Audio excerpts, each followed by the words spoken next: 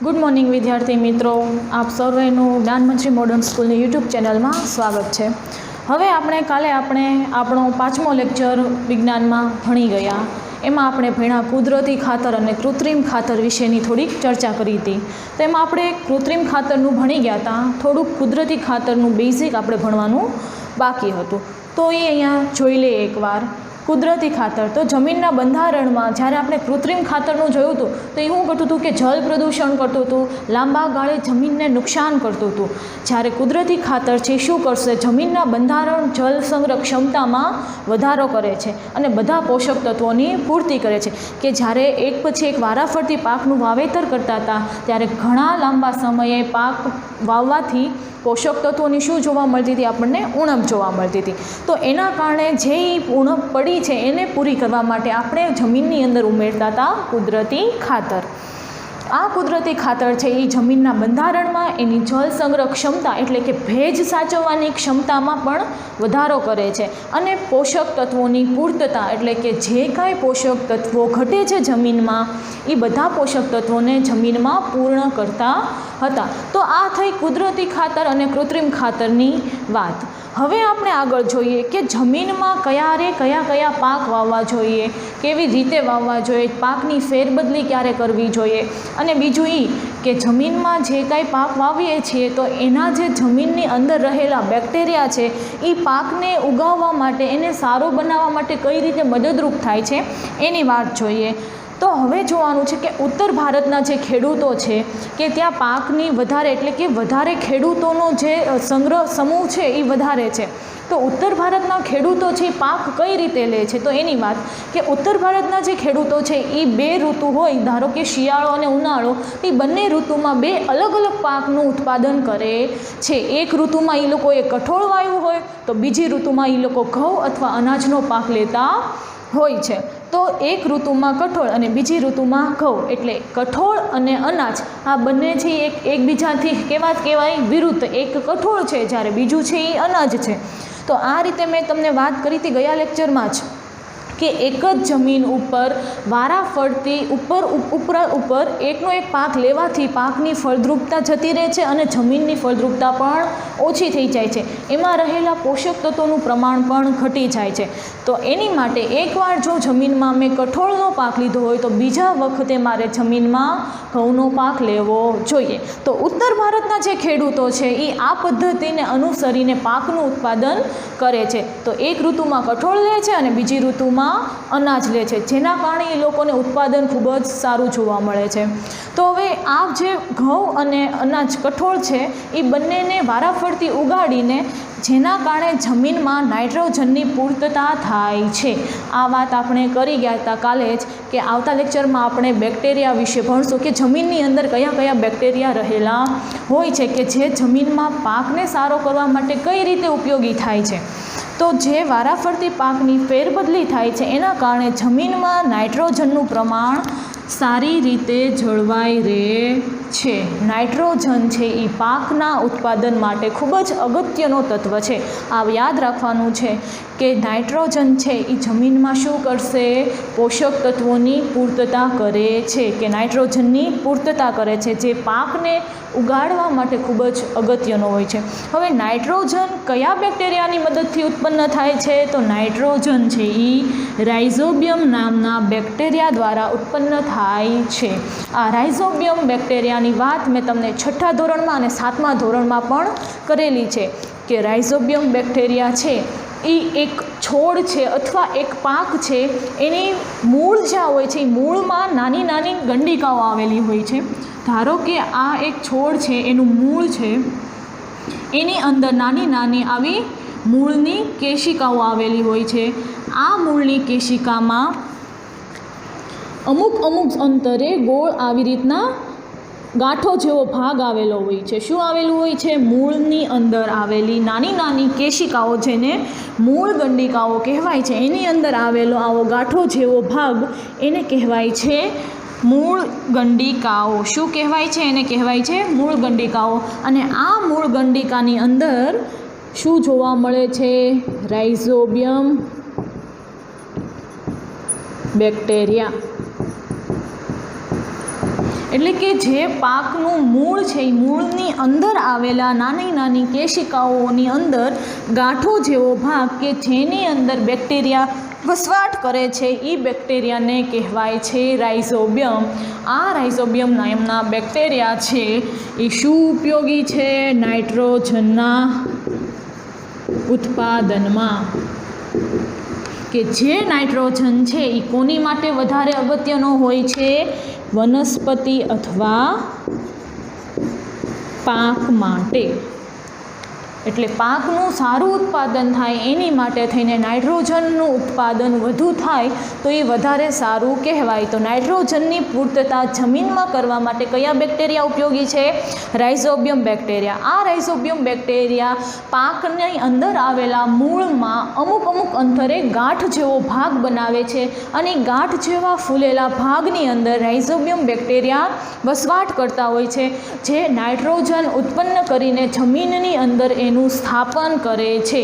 હવે rhizobium bacteria કઈ વનસ્પતિમાં, કઈ કુળના છે ને કઈ વનસ્પતિમાં છે? તો શીંબી કુળની વનસ્પતિમાં મૂળ ગંડિકાઓમાં વસવાટ હોય છે. આ યાદ રાખવાનું છે. કઈ વનસ્પતિના કુળમાં? તો શીંબી કુળની વનસ્પતિની મૂળ ગંડિકાઓમાં રાઇઝોબિયમ વસવાટ કરતા હોય છે. MCQમાં ખાલી જગ્યામાં તમને પૂછાઈ શકે કે રાઇઝોબિયમ કયા કુળના બેક્ટેરિયા છે, તો તમારે શું લખવાનું એમાં? શીંબી કુળના બેક્ટેરિયા. વાતાવરણમાં રહેલા નાઇટ્રોજનનું જમીનમાં સ્થાપન કરે છે. હવે વનસ્પતિને નાઇટ્રોજન સીધો મળી જતો નથી. તમને ખબર છે વાતાવરણમાં સૌથી વધારે પ્રમાણમાં જે વાયુ છે એ કયો છે? નાઇટ્રોજન. કેટલા ટકા છે? 78%. નાઇટ્રોજનનું પ્રમાણ કેટલું છે? 78%. 78% વાતાવરણમાં નાઇટ્રોજન છે. ઓક્સિજન કેટલા ટકા છે? 21%. પણ આ 78% જે નાઇટ્રોજન છે તેનો વનસ્પતિ સીધો ઉપયોગ કરી શકતી નથી. તેનું રૂપાંતર રાઇઝોબિયમ બેક્ટેરિયાની મદદથી જમીનમાં સ્થાપન થાય છે અને ત્યારબાદ વનસ્પતિ એના મૂળ વડે રાઇઝોબિયમ નાઇટ્રોજનનો ઉપયોગ પોતાની વૃદ્ધિ અને વિકાસ માટે કરે છે. તો આવી રીતે રાઇઝોબિયમ બેક્ટેરિયા છે એ સહજીવન જીવે છે. કઈ રીતે? તો એને રહેવા માટે વસવાટ ક્યાં પૂરું પડે છે? કે જે વનસ્પતિ છે એની મૂળ ગંડિકા છે એ એને રહેવા માટે વસવાટ આપે છે. એના બદલામાં રાઇઝોબિયમ એ વનસ્પતિને શું આપે છે? તો નાઇટ્રોજનને વાતાવરણમાંથી લઈ એનું જમીનની અંદર સ્થાપન કરે છે.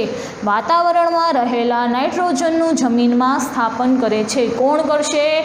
Rhizobium bacteria.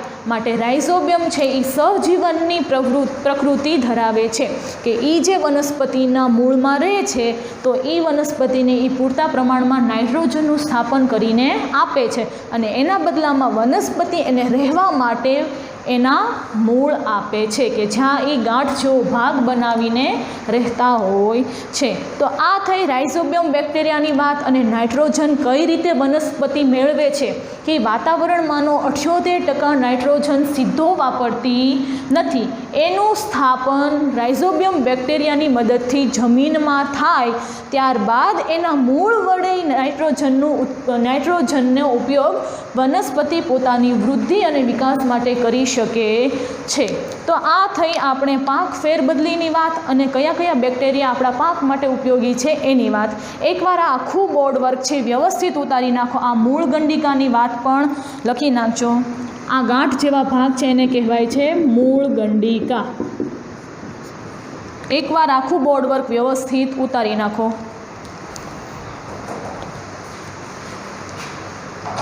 ચલો હવે જોઈએ આપણે આગળ કૃત્રિમ ખાતર અને કુદરતી ખાતરનો તફાવત. આ તફાવત તમને 2 માર્ક્સમાં અથવા 3 માર્ક્સમાં પૂછાઈ શકે.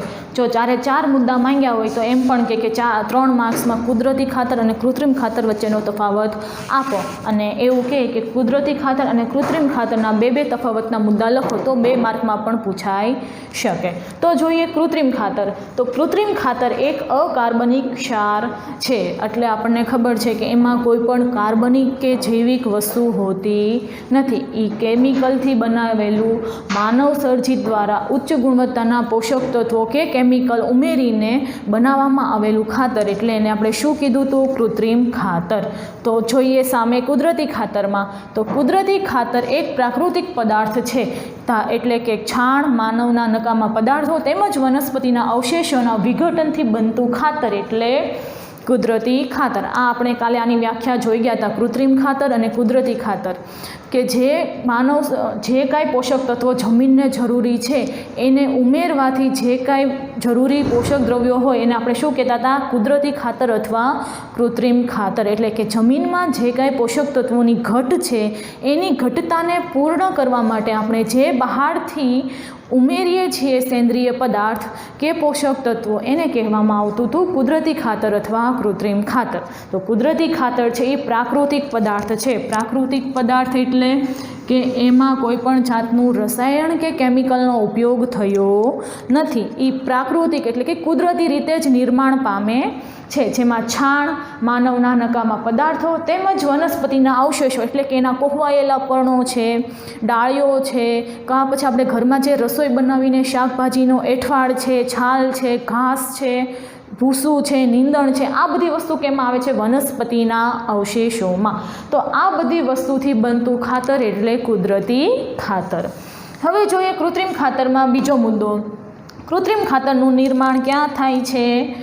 કારખાનામાં થાય છે. આ વાત આપણે કાલે પણ જોઈ હતી કે કૃત્રિમ ખાતર છે એ માનવ સર્જિત છે, એટલે માણસો દ્વારા એને બનાવવાની જે જગ્યા છે એને આપણે કહીએ છીએ કારખાનું, કે મનુષ્યો દ્વારા આ ખાતર તૈયાર કરવામાં આવે છે, માટે જેને શું કહીએ છીએ? કૃત્રિમ ખાતર. હવે જોઈએ કુદરતી ખાતર. તો કુદરતી ખાતર છે એ ખેતરમાં બનાવી શકાય છે, અથવા કોઈ પણ તમે ખાડો ગાળીને પણ તમે એને તૈયાર કરી શકો છો. એની માટે તમારે કોઈ પણ જાતના કારખાના, રિફાઇનરી કે ફેક્ટરીની જરૂર પડતી નથી. હવે જોઈએ કૃત્રિમ ખાતરમાં ત્રીજો મુદ્દો. તો કૃત્રિમ ખાતરથી જમીનને સેન્દ્રિય પદાર્થો પ્રાપ્ત થતા નથી. કયા પદાર્થો પ્રાપ્ત થતા નથી? શું? સેન્દ્રિય પદાર્થો એટલે કે જે જમીન માટે જરૂરી છે એવા વધારાના ઉપયોગી સેન્દ્રિય પદાર્થો એ કૃત્રિમ ખાતરમાંથી મળતા નથી, કેમ કે એમાં એવા જ પોષક તત્વો ઉમેરેલા હોય છે કે જે પાકની વૃદ્ધિ કરી શકે, કે જે પાકને સારો બનાવી શકે. એમાં એવા કોઈ પણ જાતના સેન્દ્રિય પદાર્થ ઉમેરેલા નથી હોતા કે જે જમીનને ઉપયોગી હોય, કે જે લાંબા ગાળે જમીન માટે ઉપયોગી બને. માટે કૃત્રિમ ખાતરમાં કોઈ પણ જાતના સેન્દ્રિય પદાર્થો હાજર હોતા નથી. જ્યારે કુદરતી ખાતરની જમીનને ભરપૂર માત્રામાં સેન્દ્રિય પદાર્થો પ્રાપ્ત થાય છે. ભરપૂર માત્રામાં સેન્દ્રિય પદાર્થો પ્રાપ્ત થાય છે એટલે કે એની અંદર તો જે કાંઈ જમીનની અંદર જ કીટકો છે, જીવાતો છે, અળસિયા છે, એની દ્વારા આપોઆપ સેન્દ્રિય પદાર્થો જમીનમાં દાખલ થતા જ હોય છે. જ્યારે કૃત્રિમ ખાતરમાં એવું થતું નથી. એટલા માટે જ કહે છે કે કુદરતી ખાતરનો ઉપયોગ વધારે પ્રમાણમાં કરવો, જેથી તમારી લાંબા ગાળે જમીનની ફળદ્રુપતા છે એને નુકસાન થાય નહીં. હવે જોઈએ ચોથો મુદ્દો કૃત્રિમ ખાતરમાં. હવે કૃત્રિમ ખાતરમાં વનસ્પતિ માટે જરૂરી પોષક દ્રવ્યો જેવા કે નાઇટ્રોજન, ફોસ્ફરસ અને પોટેશિયમ ભરપૂર માત્રામાં હોય છે. આનું આપણે કાલે જોયું હતું. આપણે એક પ્રયોગ કર્યો હતો. ABC એવા 3 ગ્લાસ લીધા હતા અને એમાં આપણે પહેલાં એક ગ્લાસમાં આપણે શું ઉમેર્યું હતું? માટી, અને એની સાથે આપણે ઉમેર્યું હતું છાણિયું ખાતર. બી ગ્લાસમાં આપણે ઉમેર્યું હતું માટી અને એની સાથે ઉમેર્યું હતું કૃત્રિમ ખાતર, જે હતું યુરિયા. તો આપણે જોયું હતું કે જે એ ગ્લાસની સરખામણીમાં બી ગ્લાસનું જે ઉગવાની જે પ્રક્રિયા હતી ઝડપી હતી. કેમ કે કૃત્રિમ ખાતરની અંદર માણસો દ્વારા નાઇટ્રોજન, ફોસ્ફરસ અને પોટેશિયમ, કે જે આ ત્રણેય કેમિકલ છે, રસાયણ છે, એને વધારે માત્રામાં ઉમેરેલું હોય છે, જે માત્ર પાકની વૃદ્ધિ માટે જ વધુ ઉપયોગી હોય છે.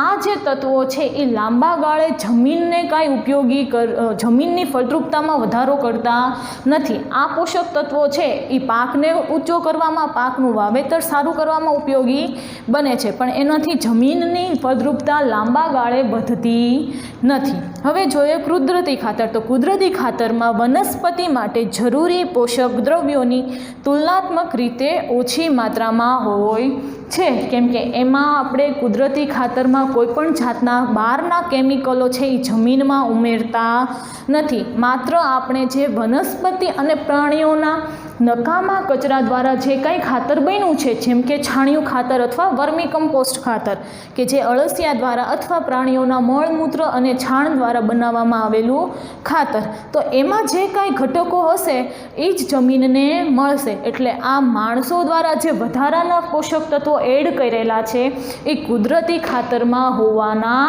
નથી. એટલે આની સરખામણીમાં કુદરતી ખાતરમાં એની માત્રા કેવી હશે? ઓછી માત્રામાં હશે. એટલા માટે જો તમારે સમય અને પાકનું વાવેતર ઝડપથી કરવું હોય તો એની માટે કૃત્રિમ ખાતર ઉપયોગી થાય છે. જ્યારે તમારે સારો પાક અને લાંબા ગાળે કેમિકલ વગરનો પાક જોતો હોય તો એની માટે તમે કુદરતી ખાતરનો ઉપયોગ કરી શકો છો. તો આ તફાવત છે એ ખાસ યાદ રાખવાના છે. IMP છે એકવાર લખી નાખો અને જે મુદ્દો હોય એની સામે જ પેલો મુદ્દો આવવો જોઈએ. આ 4 મુદ્દા વ્યવસ્થિત બુકમાં ઉતારી નાખો અને પાકા કરી નાખો.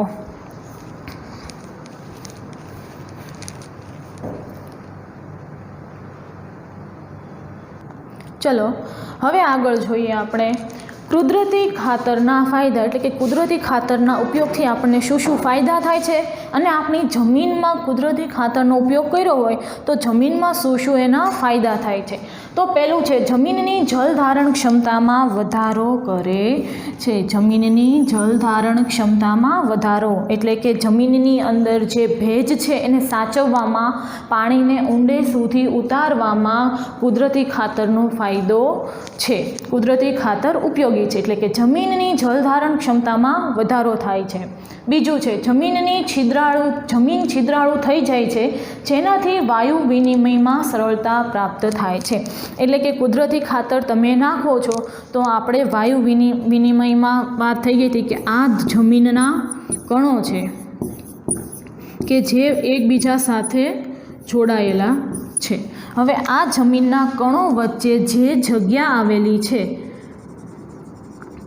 જે જમીનના કણો વચ્ચે જગ્યા આવેલી છે એ જગ્યામાં હવા અથવા પાણી રહેલું હોય છે. અહીંયા શું હોય? હવા અથવા પાણીનો સંગ્રહ થયેલો હોય છે. તો કુદરતી ખાતર તમે જમીનમાં ઉમેરો છો ત્યારે એના કણો વચ્ચે જગ્યામાં વધારો થાય છે. એટલે શું થશે? અહીંયાથી જે કાંઈ એને જરૂરી વાયુઓ છે, ધારો કે નાઇટ્રોજન છે, ઓક્સિજન છે, કાર્બન ડાયોક્સાઇડ છે, આ બધા વાયુઓનું પૂરતા પ્રમાણમાં એને અહીંયા રહેવાની જગ્યા મળી શકે છે. એટલે કે આ વાયુઓ આ જે વચ્ચેનો અવકાશ છે ત્યાં સમાઈ જાય છે અને જે શું કરશે? આપણા જે કાંઈ પાક આપણે વાવશું તો એના મૂળને એ પૂરતા પ્રમાણમાં અહીંયા મળી રહેશે. તમને ખબર છે કે નાઇટ્રોજન છે એ પાકના ઉગવા માટે ખૂબ જ અસરકારક વાયુ છે, તો જેનું રાઇઝોબિયમ બેક્ટેરિયા દ્વારા જમીનની અંદર શું થાય છે? સ્થાપન. તો જમીનની અંદર સ્થાપન કરવા માટે એને થોડોક અવકાશ, થોડીક જગ્યાની જરૂર પડતી હોય છે. તો એની માટે થઈને જવાબદાર કયું ખાતર હોય છે? કુદરતી ખાતર. કે જો આપણે કુદરતી ખાતર ઉમેરીએ તો એ જમીનના કણો વચ્ચે થોડીક જગ્યા હોય છે, એમાં વાયુ વિનિમય માટે આ બધા વાયુઓની અવરજવર માટે જગ્યા રહે છે અને જેના કારણે પાક છે એ ઉત્તમ મળી શકે. એ સિવાય કે જમીનની અંદર અળસિયા રહેતા હોય છે, બીજા કોઈ પણ જીવજંતુ અને કીટકો રહેતા હોય છે, તો એના શ્વસન માટે, એને જીવતા રહેવા માટે વાયુ વિનિમય થવું ખૂબ જ અગત્યનું છે. માટે જમીનના બે કણોની વચ્ચેના અવકાશમાં હવા અને પાણીનો સંગ્રહ થઈ શકે એ માટે જવાબદાર ખાતર છે કુદરતી ખાતર. એટલા માટે કુદરતી ખાતર જમીનમાં ઉમેરવાથી આપણને વાયુ વિનિમય સારું થશે અને વાયુ વિનિમય સારો થશે તો એના કારણે આ થઈને આપણો પાક છે એ પણ ઉત્તમ પ્રાપ્ત થશે.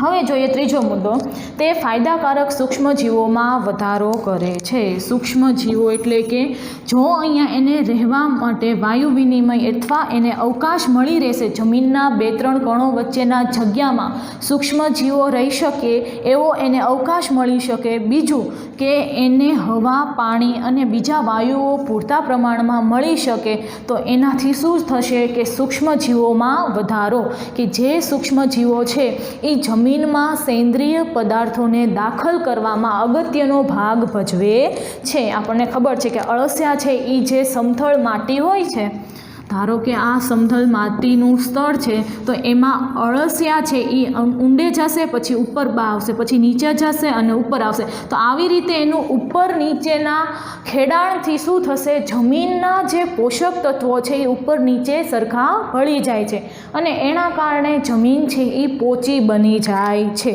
અને પોચી જમીનમાં સૂક્ષ્મજીવોનો વસવાટ વધારે હોય છે અને પોચી જમીન જે હોય એ ફળદ્રુપ પણ વધારે હોય છે. માટે સૂક્ષ્મજીવોના વધારો થવા માટે જમીન પોચી હોવી જોઈએ અને હવા, પાણી અને બીજા વાયુઓનું અંદર સ્થાન હોવું જોઈએ, જેના કારણે સૂક્ષ્મજીવો છે એ જમીનની અંદર સેન્દ્રિય પદાર્થો ઉમેરી શકે. અને વધારે સેન્દ્રિય પદાર્થો જમીનમાં દાખલ થવાથી પોષક તત્વોમાં વધારો થશે અને જે ધીરે ધીરે જમીનની ફળદ્રુપતામાં પણ વધારો કરે છે.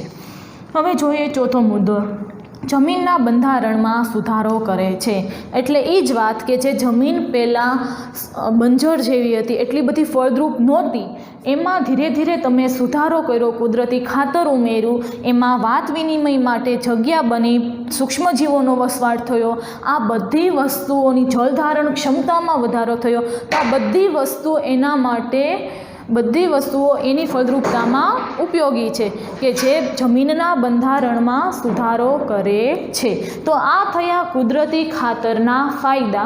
એકવાર આ 4 ફાયદા યાદ રાખવાના છે, લખવાના છે. 2 માર્કમાં પૂછાઈ શકે તો તમારે આ ફાયદા લખવાના રહેશે. ઉતારી નાખો બુકમાં અને આ પણ એક તમે બોર્ડ વર્કમાં લખી નાખજો કે તમને ખબર પડે કે ક્યાં હવા અને પાણીનું સ્થાન હોય છે અને એ સ્થાનમાં કયા કયા વાયુઓ હોઈ શકે છે. એકવાર આ બોર્ડ વર્ક ઉતારી નાખો. ચલો, હવે આપણો નવો ટોપિક છે 1.6 સિંચાઈ. સિંચાઈ એટલે શું કે જે કાંઈ પાકનું વાવેતર કર્યું છે એને પાણી પાવાની પદ્ધતિ એને કહેવામાં આવે છે સિંચાઈ. એટલે કે પાણીનું સિંચન કઈ રીતે કરવું, પાણીનું સિંચન કેટલું ઉપયોગી છે પાક માટે, એની હવે વાત છે. તો આપણો 1.6 ટોપિક છે સિંચાઈ. તો જીવંત રહેવા પ્રત્યેક સજીવને પાણી જરૂરી છે. તમારે અને મારે અને બીજા અન્ય વનસ્પતિ અને પ્રાણીઓ, દરેક જીવને જીવતું રહેવું હોય તો એને પાણીની આવશ્યકતા ખૂબ જ જરૂરી છે. આપણને ખબર છે કે આપણને 3 વસ્તુ વગર જીવિત રહી શકીએ એમ નથી. પહેલું છે પાણી, ખોરાક અને હવા. આ 3 મુખ્ય સ્ત્રોત છે કે જેનો ઉપયોગ આપણને જીવવા રહેવા માટે કરીએ છીએ અને આ 3 વસ્તુ છે એ આપણને કુદરતી રીતે આપણી આજુબાજુના વાતાવરણમાંથી મળી રહે છે. તો જીવંત રહેવા માટે પ્રત્યેક સજીવને પાણીની જરૂરિયાત હોય છે. બીજું જોઈએ તો ફળ, ફૂલ, બીજની વૃદ્ધિ અને વિકાસ માટે પાણીનું વિશેષ મહત્ત્વ. એટલે કે આપણે જે ખોરાક મેળવવો છે, ખોરાક છે એ પણ આપણે જીવવા રહેવા માટે અગત્યનો છે. તો ખોરાકની પ્રાપ્તિ માટે આપણે એને ઉગાડવો પડે અને એનું ઉગાડવા માટે, વાવેતર કરવા માટે આપણે જરૂરી શું હોય છે, પાણી. તો ફળ, ફૂલ અને બીજની વૃદ્ધિ માટે, એટલે કે જે કાંઈ પાક માટે આપણે બીજ રોપ્યા છે એનો વૃદ્ધિ અને વિકાસ વ્યવસ્થિત થાય એની માટે થઈને આપણે પાણીની સિંચાઈ કરવી ખૂબ જ જરૂરી છે. હમણાં આપણે આગળ જોશું કે પાણી સિંચનની 2 પદ્ધતિઓ છે. એક છે ફુવારા પદ્ધતિ અને બીજું છે ટપક સિંચાઈ પદ્ધતિ. તો એ બંને પદ્ધતિ વિશે આપણે હમણાં વિસ્તૃતમાં ભણીશું. તો ફળ, ફૂલ અને બીજા બીજની વૃદ્ધિમાં કે પાણીનું વિશેષ મહત્ત્વ છે. મૂળ દ્વારા પાણીનું શોષણ થાય છે. એટલે કે આ જમીન છે, અહીંયાથી આ પાક છે, આ છે એના મૂળ.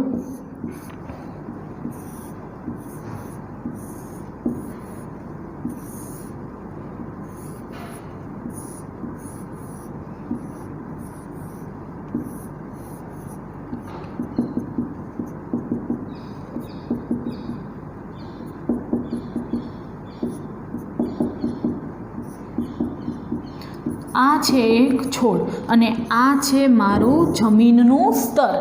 આને શું કહેશું આપણે, જમીન.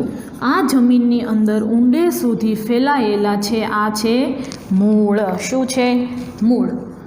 હવે હું જ્યારે પાકને ઉગાડવા માટે પાણીનું અહીંયાથી સિંચન કરીશ, એટલે કે છોડના થડ આગળ હું એને પાણી આપીશ ત્યારે આ પાણી ધીમે ધીમે જમીનની અંદર ઉતરવાની શરૂઆત થશે. એટલે કે પાણી ક્યાં જશે? જમીનની અંદર સંગ્રહ થવા માંડશે.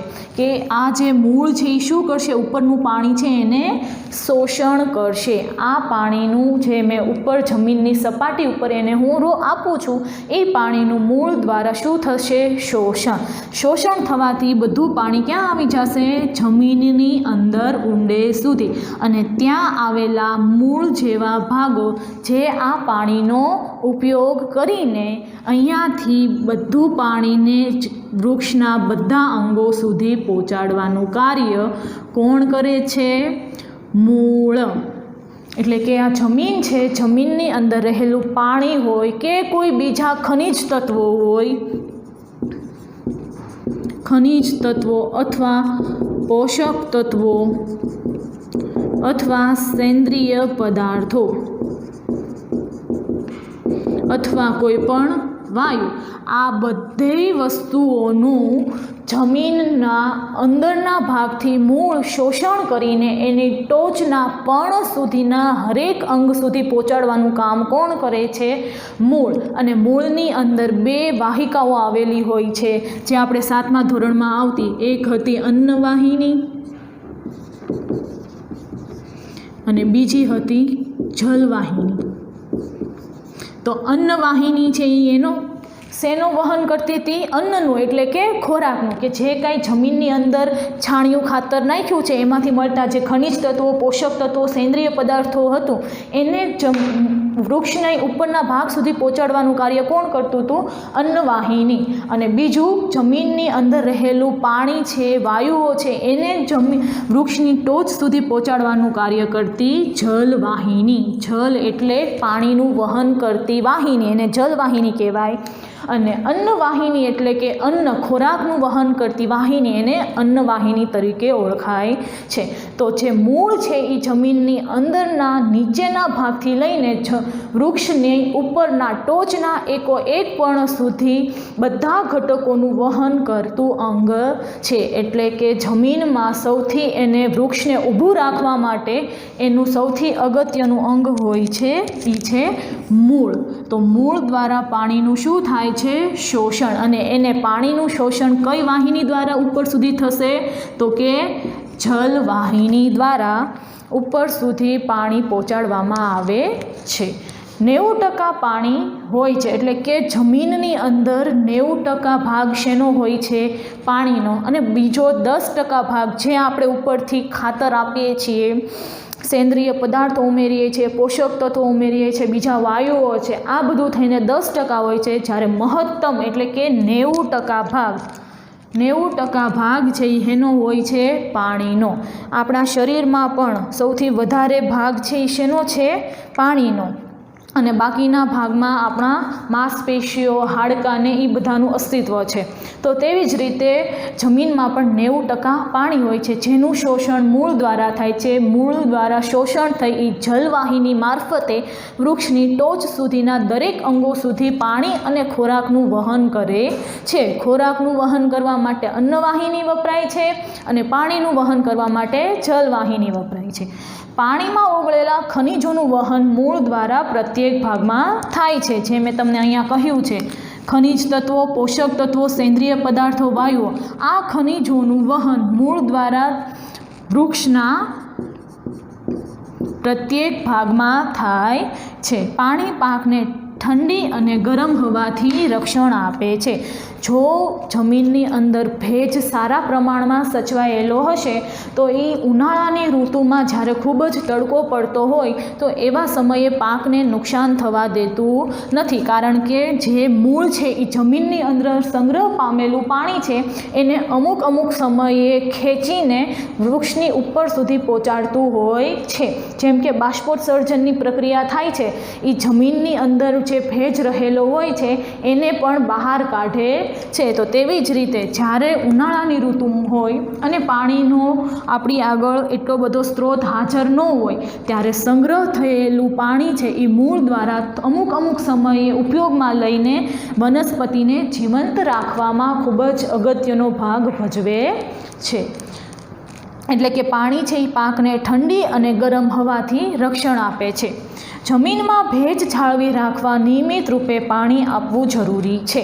એટલે કે જો આપણે ઠંડી અને ગરમ હવાથી રક્ષણ કરવું હોય તો જ્યારે આપણી આગળ પાણીનો સ્ત્રોત પૂરતો હોય એ સમયે ખેતરમાં પાણીનું સંચય વધારે પ્રમાણમાં કરવું. કેમ કે જેટલું પાણીનું સિંચાઈ વધારે પ્રમાણમાં કરશું તો એ લાંબા ગાળે આપણે જ્યારે પાણીની ખૂટ જણાશે ત્યારે મૂળ છે એ જમીનમાં રહેલું સંગ્રહાયેલું પાણીને ખેંચીને વૃક્ષને જીવંત રાખવામાં મદદરૂપ કરે છે. માટે જમીનમાં ભેજ જાળવી રાખવા માટે પાણીનો સંગ્રહ થઈ રહે એ માટે થઈને નિયમિત રૂપે સમયે યોગ્ય રીતે પાણીનો સંચય કરવો જરૂરી છે. તો આ થયું 1.6 સિંચાઈ આખું બોર્ડવર્ક. એકવાર વ્યવસ્થિત આકૃતિ સહિત નામ નિર્દેશનની રીતે વ્યવસ્થિત લખી નાખો.